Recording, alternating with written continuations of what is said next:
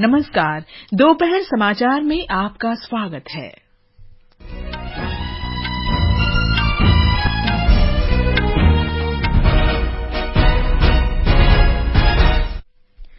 प्रधानमंत्री नरेंद्र मोदी ने उद्योगपतियों से उभरते औद्योगिक क्षेत्रों में निवेश करने और भारत को 2047 तक आत्मनिर्भर राष्ट्र बनाने में मदद करने का आह्वान किया। राष्ट्रपति द्रौपदी मुर्मू ने इंदौर में इंडिया स्मार्ट सिटी पुरस्कार प्रदान किया। राष्ट्रपति का सतत विकास लक्ष्यों को समयबद्ध तरीके से प्राप्त करने का आह्वान। राष्ट्रीय अन्वेषण अभिकरण ने खालिस्तानी गैंगस्टर गठजोड़ के सिलसिले में पंजाब, हरियाणा, दिल्ली, एनसीआर, राजस्थान, उत्तराखंड और उत्तर प्रदेश में कई स्थानों पर छापेमारी की। केंद्र ने अरुणाचल प्रदेश के कुछ भागों में और नागालैंड में सशस्त्र बल विशेष अधिकार अधिनियम को इस वर्ष 1 अक्टूबर से बढ़ाने का निर्णय लिया। और हांगझोउ में एशियाई खेलों में महिलाओं की 50 मीटर राइफल स्पर्धा में भारत की सिफत कौर समरा ने स्वर्ण पदक जीता। दोपहर समाचार के साथ मैं कनकलता।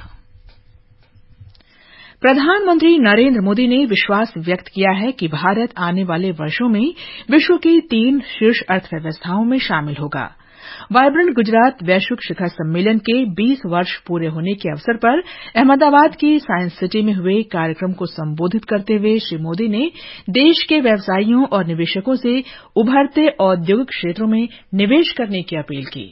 कुछ ही वर्षों में भारत दुनिया की टॉप 3 इकोनॉमी में होगा। इसलिए मैं यहां मौजूद मेहमानों से भारत के उद्योग जगत से एक अपील भी करना चाहता हूं। आप सभी ऐसे सेक्टर्स के बारे में सोचें जहां पर भारत अपनी नई संभावना बना सकता हो या अपनी स्थिति को और बेहतर कर सकता हो। प्रधानमंत्री ने कहा कि वे जब गुजरात के मुख्यमंत्री थे तो उनका सपना गुजरात को देश के विकास का इंजन बनाना था और अब जब वे भारत के प्रधानमंत्री हैं तो उनका सपना भारत को विश्व के विकास का इंजन बनाना है।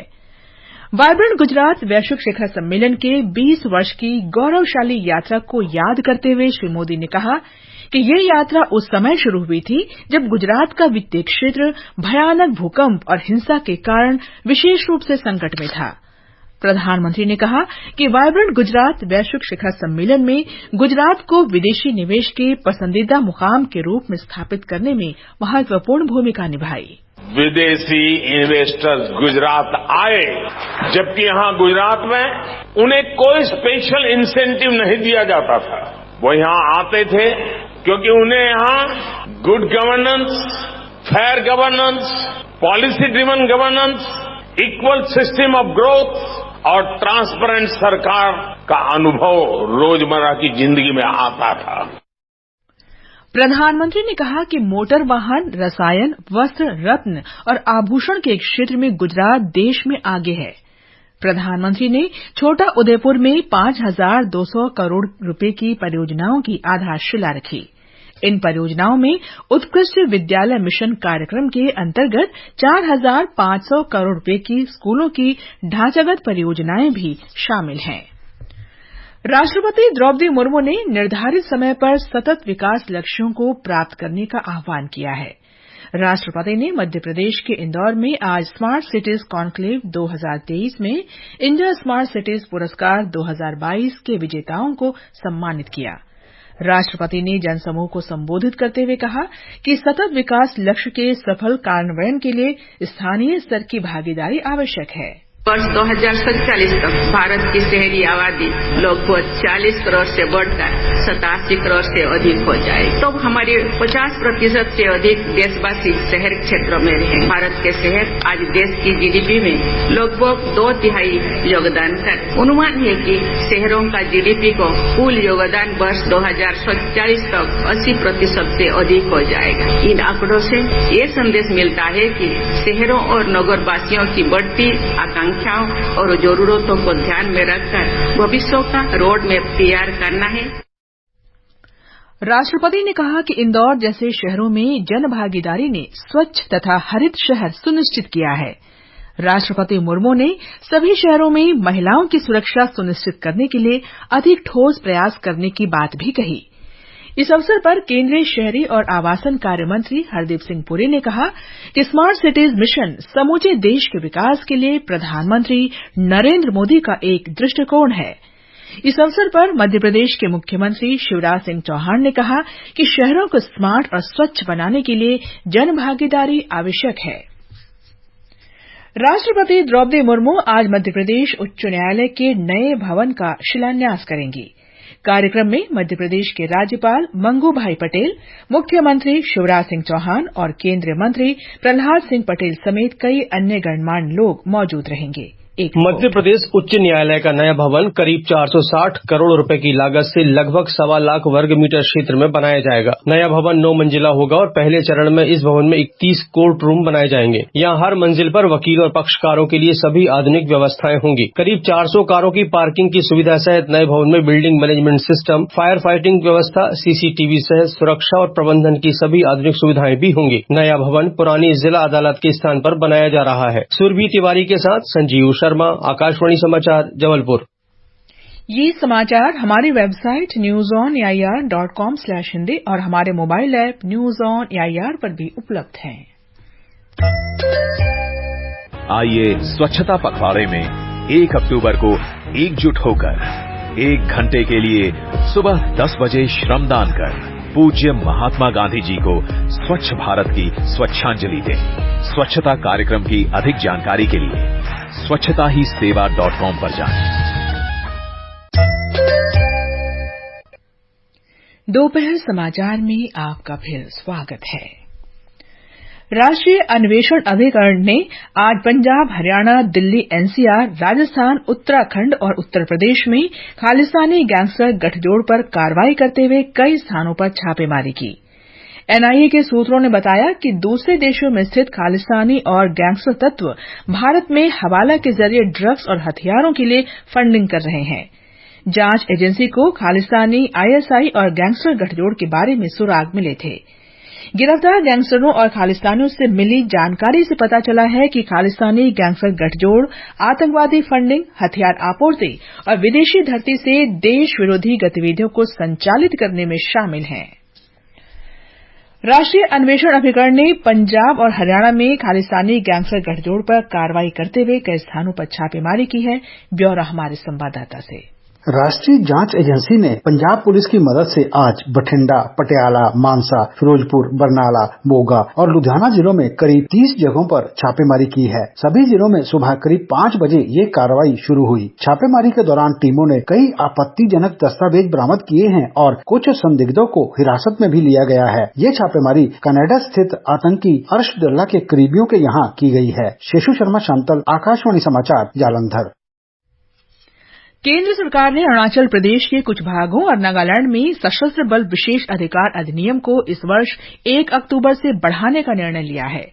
ये अधिनियम अरुणाचल प्रदेश और नागालैंड के कुछ जिलों और थाना इलाकों में कई वर्षों से लागू है और समय समय पर इसे बढ़ाया जाता रहा है। अरुणाचल प्रदेश में कानून व्यवस्था की स्थिति की फिर से समीक्षा की गई है।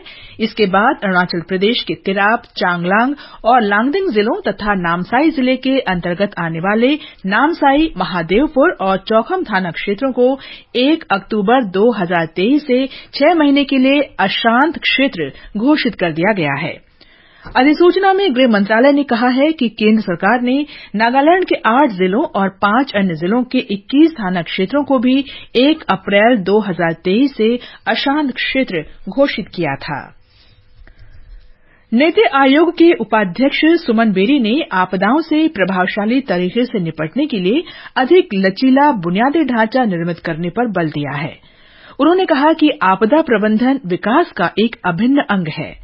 वे आज नई दिल्ली में राष्ट्रीय आपदा प्रबंधन प्राधिकरण के 19वें स्थापना दिवस कार्यक्रम में बोल रहे थे।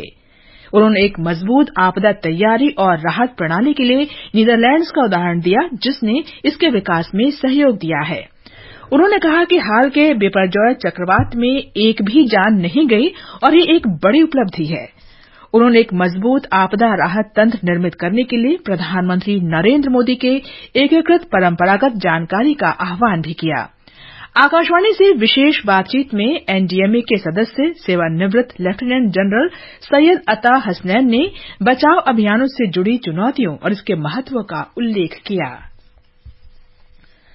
थल सेना अध्यक्ष जनरल मनोज पांडे ने दृढ़तापूर्वक कहा है कि हिंद प्रशांत सैन्य प्रमुखों के सम्मेलन में भाग ले रहे सभी सदस्य देश भौगोलिक अलगाव के बावजूद शांति और स्थिरता के प्रति अपनी वचनबद्धता को लेकर एकजुट हैं। सम्मेलन के अंतिम दिन श्री पांडे ने कहा कि चर्चा के दौरान सैन्य प्रमुखों ने जलवायु से संबंधित मुद्दों से संबंधित चिंता और उस पर मिलकर प्रतिक्रिया देने पर सहमति जताई है।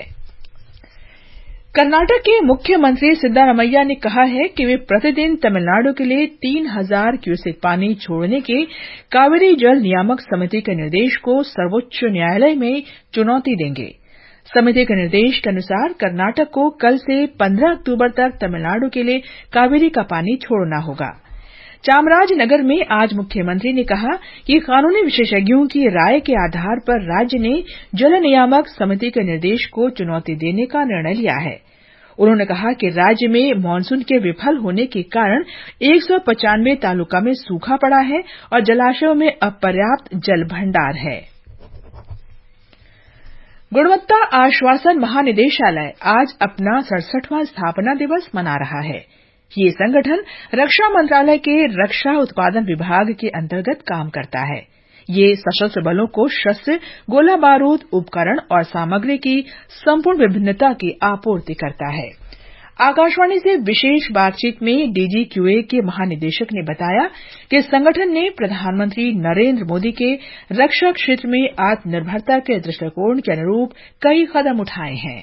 A series of reform activities have been taken for restructuring the organization so as to become an enabler and catalyst in pursuit of Honorable Prime Minister's vision of Raksha Atmanirbhar, promotion of ease of doing business and handholding of new defence industry, MSMEs and startups. As a premium Q agency, DGQA has responsibility for ensuring quality of wide range and depth of defence equipment procured indigenously as well as imported by our esteemed armed forces. As we celebrate our 67th Raising Day, it provides us with an opportunity to take account of our achievements as well as revisit tasks in hand so as to create a vibrant DGQA. ये समाचार आकाशवाणी से प्रसारित किए जा रहे हैं। ताज़ा समाचार जानने के लिए आप हमारे ट्विटर हैंडल @IRNews हिंदी को फॉलो कर सकते हैं।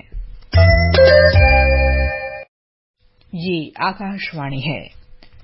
भारत ने चीन के हांगझोउ में जारी एशियाई खेलों में अब तक शानदार प्रदर्शन किया है और देश को आज कुल 7 पदक मिले हैं। एशियाई खेलों की खबरों की जानकारी के साथ है निखिल कुमार।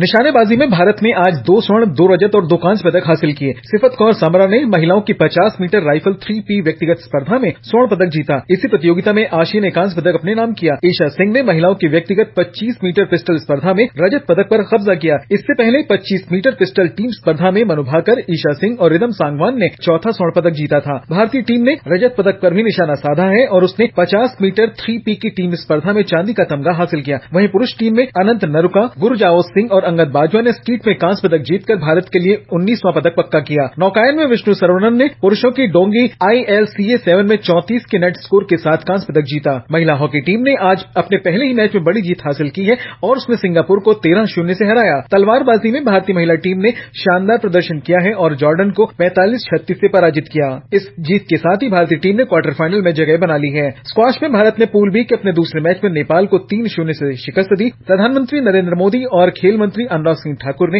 एशियाई खेलों में भारतीय खिलाड़ियों के अनुकरणीय प्रदर्शन की सराहना की है। सोशल मीडिया पोस्ट में श्री मोदी ने 25 मीटर पिस्टल टीम स्पर्धा में स्वर्ण पदक जीतने के लिए भारतीय निशानेबाजी टीम को बधाई दी। उन्होंने 50 मीटर राइफल महिला टीम स्पर्धा में रजत पदक जीतने वाले खिलाड़ियों को भी शुभकामनाएं दी। खेल मंत्री ने एशियाई खेलों में स्वर्ण पदक जीतने पर भारतीय खिलाड़ियों की सराहना करते हुए कहा कि आने वाले दिनों में भारत और भी कई पदक हासिल करेगा। पदक तालिका में भारत छठे स्थान पर है। अंत में मुख्य समाचार एक बार फिर। प्रधानमंत्री नरेंद्र मोदी ने उद्योगपतियों से उभरते औद्योगिक क्षेत्रों में निवेश करने और भारत को 2047 तक आत्मनिर्भर राष्ट्र बनाने में मदद करने का आह्वान किया। राष्ट्रपति द्रौपदी मुर्मू ने इंदौर में इंडिया स्मार्ट सिटी पुरस्कार प्रदान किया। केंद्र ने अरुणाचल प्रदेश के कुछ भागों में और नागालैंड में सशस्त्र बल विशेष अधिकार अधिनियम को इस वर्ष 1 अक्टूबर से बढ़ाने का निर्णय लिया। इसके साथ ही दोपहर समाचार का ये अंक समाप्त हुआ। नमस्कार।